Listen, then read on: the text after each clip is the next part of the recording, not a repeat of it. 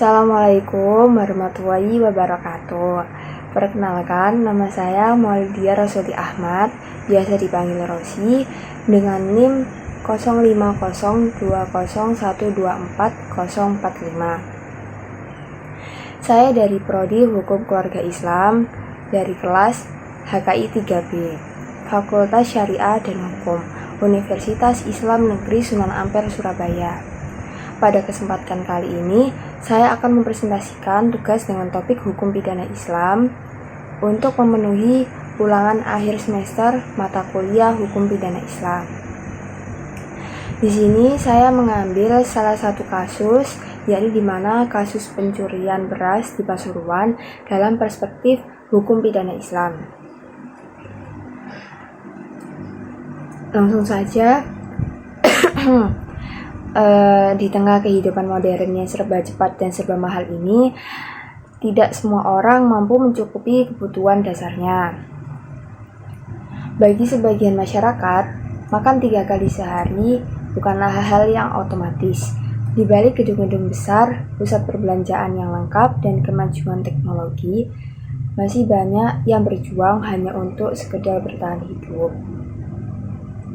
Lalu, beberapa tahun lalu, Indonesia ramai membicarakan sebuah kasus di Pasuruan, Jawa Timur, ketika seorang nenek bernama Nenek Minah, atau ada kasus lain yang serupa juga terjadi kepada seseorang yang bernama Nenek Asyani, tertangkap pencuri beras hanya karena kondisi ekonomi yang terpaksa. Ia mengambil sekitar 3 kg beras dari gudang karena cucunya menangis kelaparan. Nilainya tidak seberapa, namun ia tetap diproses secara hukum dan dibawa ke pengadilan. Nah, peristiwa ini membuat banyak pihak bertanya-tanya, apakah hukum harus ditegakkan apa adanya, meski pelaku melakukannya dalam keadaan darurat? Atau ada pertanyaan lagi, yakni bagaimana hukum pidana Islam menilai kasus seperti ini. Lalu pembahasan perspektif hukum pidana Islam dalam kasus pencurian beras di Pasuruan.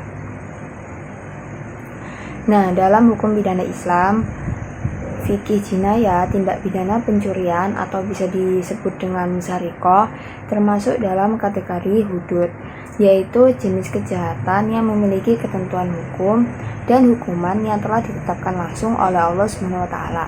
Hudud bersifat tetap, namun penerapannya sangat ketat dan penuh pertimbangan kemanusiaan. Lalu tujuan hukuman dalam Islam bukan sekedar memberikan penderitaan, melainkan menjaga keamanan, menegakkan keadilan, serta melindungi hak masyarakat. Pencurian sebagai tindak pidana hudud dalam Al-Quran, hukuman bagi pencuri dijelaskan secara eksplisit dalam Quran surat Al-Maidah ayat 38, yang dimana artinya pencuri laki-laki dan pencuri perempuan, potonglah tangan keduanya sebagai pembalasan atas apa yang mereka kerjakan. Nah, ayat ini menjadi landasan dasar hukum pencurian dalam Islam. Tetapi penting dipahami bahwa hudud hanya diterapkan jika syarat-syarat hukum terpenuhi sepenuhnya. Lalu syarat ketat penerapan hudud, para ulama dari 4 mazhab sepakat bahwa hukuman potong tangan tidak boleh diterapkan secara sembarangan. Ada beberapa hal atau ada beberapa syarat yang harus terpenuhi, diantaranya yakni halal jadul nishab, yang dimana nilai barang mencapai batas minimal. Setiap mazhab menetapkan nilai nisab, tetapi rata-rata berkisar setara 1/4 benar. Jika barang yang dicuri nilainya kecil, maka hudud tidak berlaku. Lalu pencurian dari tempat penyimpanan yang aman.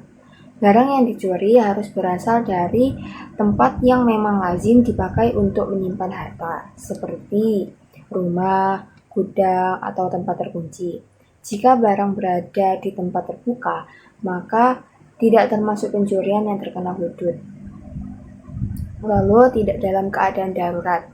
Jika seseorang mencuri karena kelaparan yang ekstrim, terancam keselamatan, serta keadaan darurat yang mengancam nyawanya, maka tindakan tersebut dianggap mengandung unsur syubhat, sehingga hudud gugur. Lalu pelaku sadar balik dan berniat jahat. Jika pencurian dilakukan tidak sengaja, lupa, atau karena kebutuhan hidup mendesak, maka tidak dikategorikan sebagai tindak pidana hudud. Nah, prinsip hudud gugur karena syubhat. Rasulullah SAW bersabda, hukuman hudud harus digunakan karena adanya syubhat, atau bisa dikatakan dengan keraguan. Hadis riwayat Tirmizi. Syubhat ini dapat berupa keraguan kondisi, keadaan darurat, ketidakjelasan barang, atau motif kemanusiaan. Nah, ini menunjukkan bahwa Islam sangat berhati-hati dalam menjatuhkan hukuman berat. Lalu kasus Khalifah Umar bin Khattab saat masa penceklik. Pada masa Khalifaan Umar, suatu ketika terjadi penceklik dan kelaparan. Banyak masyarakat yang terpaksa mengambil makanan untuk bertahan hidup. Nah, Umar ini memutuskan tidak ada hudud bagi pencuri yang mencuri karena kelaparan. Nah, keputusan ini menunjukkan bahwa keadilan dalam Islam mempertimbangkan konteks sosial, bukan hanya teks hukum semata. Lalu, analisis kasus nenek pencuri beras di Pasuruan ini, jika dilihat dari perspektif hukum pidana Islam, fakta kasus menunjukkan bahwasannya barang dicuri untuk bertahan hidup. Yang pertama. Lalu yang kedua, nilai barang kecil, karena beras hanya dicuri dengan 3 kg saja. Lalu yang ketiga, pelaku dalam kondisi sulit atau fakir atau du'afa. Lalu yang keempat, tidak ada unsur perusakan yang besar. Lalu yang kelima dan terakhir, ada unsur darurat atau kelaparan. Sehingga hudud tidak bisa diterapkan. Justru kasus ini masuk dalam kategori takzir. Nah, konsep takzir dalam hukum Islam. Takzir adalah jenis hukuman yang bentuknya ditentukan oleh hakim atau pemerintah sesuai dengan kondisi sosial dan pelaku. Tujuannya ini bersifat mendidik, bukan hukum keras. Nah, ragam-ragam takzir itu meliputi nasihat atau peringatan, pembinaan atau konseling, kewajiban meminta maaf, kerja sosial, mediasi antar pelaku dan korban, serta memberikan bantuan sosial agar pelaku tidak mengulangi perbuatannya lagi. Nah, dalam kasus nenek tersebut, solusi yang paling tepat bukanlah hukuman pidana, melainkan bantuan sosial dan penyelesaian kemanusiaan. Lalu, yang terakhir, dimensi moral dan sosial dalam Islam. Rasulullah SAW bersabda, tidak disebut beriman seseorang yang kenyang sementara tetangganya lapar. Hadis riwayat Baihaqi. Artinya, ketika ada masyarakat miskin sampai harus mencuri untuk makan, maka yang perlu dibenahi adalah keadilan sosial, bukan semata-mata menindak pelakunya. Nah, dalam agama Islam menempatkan aspek kemanusiaan sebagai dasar utama dalam setiap penerapan hukum. Kesimpulan yang dapat kita ambil adalah yang pertama, Islam melarang keras pencurian, tetapi tidak sembarangan menjatuhkan hukuman hudud. Lalu yang kedua, hudud hanya diterapkan jika semua syarat ketat terpenuhi. Dan dalam kasus darurat atau kelaparan, hukuman tersebut akan gugur. Lalu yang ketiga, kasus nenek di Pasuruan mengandung unsur darurat, kemiskinan, dan nilai barang kecil, sehingga hudud tidak bisa diberlakukan. Lalu yang keempat, hukuman takzir lebih tepat yang bersifat mendidik, membina, dan memulihkan kondisi sosial. Lalu yang kelima, perspektif hukum pidana Islam selalu menyeimbangkan keadilan, kemanusiaan, dan perlindungan masyarakat. Yang keenam, masalah ini bukan hanya soal pelanggaran hukum, tetapi juga mencerminkan kesejahteraan sosial yang harus diperbaiki bersama.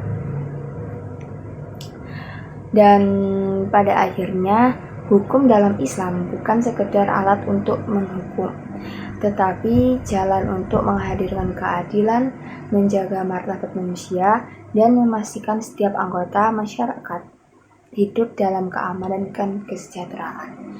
Kasus nenek di Pasuruan ini menjadi pengingat bahwasanya ketika seseorang mencuri karena kelaparan, Yang perlu kita benahi bukan hanya pelakunya, tetapi juga sistem sosial yang belum mampu terpenuhi kebutuhan dasar masyarakat.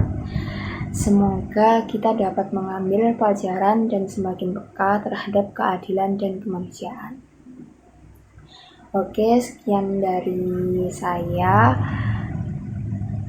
Dan mohon maaf bila ada salah kata. Terima kasih. Wassalamualaikum warahmatullahi wabarakatuh.